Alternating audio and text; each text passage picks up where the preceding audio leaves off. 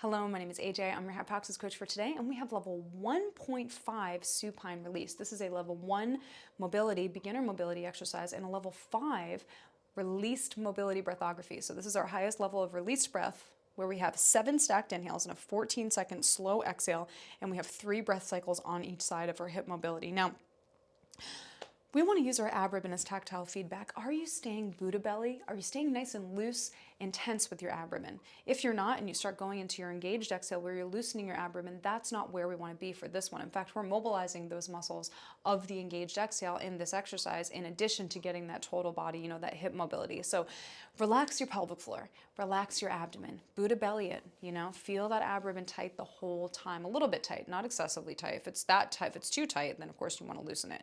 You just want to have that ribbon placed at the base of your ribs. So you feel that diaphragm working, the expansion on those stacked inhales. Now we do have 7 stacked inhales today.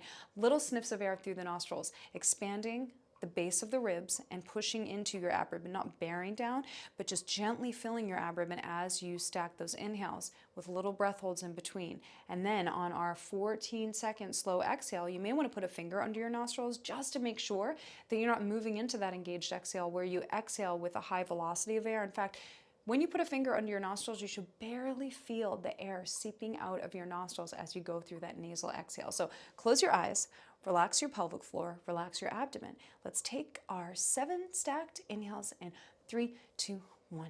Inhale, 1, 2, 3, 4, 5, 6, 7.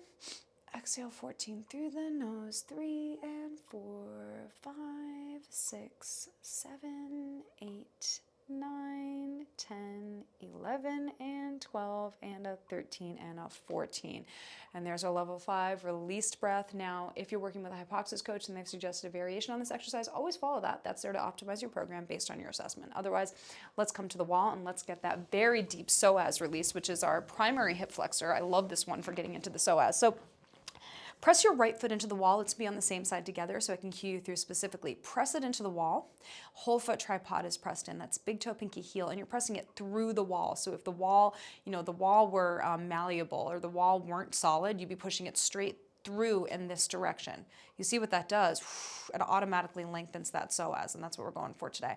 Now, the foot crosses the body just a little bit, like right underneath the tailbone, halfway between the 2 sit bones, so it just moves over a couple inches. That's going to optimize that lengthening of the psoas. Now, the fingers are interlaced. They're behind the head, and you're pulling them apart. So if the fingers are slippery, they'd pull apart like that, optimizing the chest release. But you also have the option of being here, whatever is relaxing for you. You should never feel any pain in the front of the shoulder joint. If so, you should modify your position.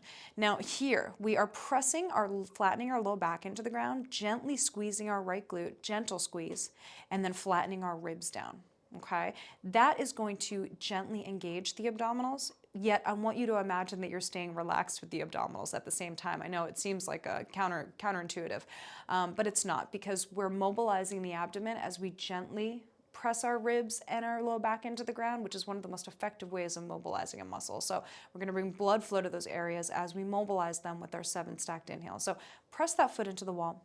Flatten your low back, especially that right low back. Flatten your ribs, especially that right rib. Do not let the right rib or the right low back leave the ground.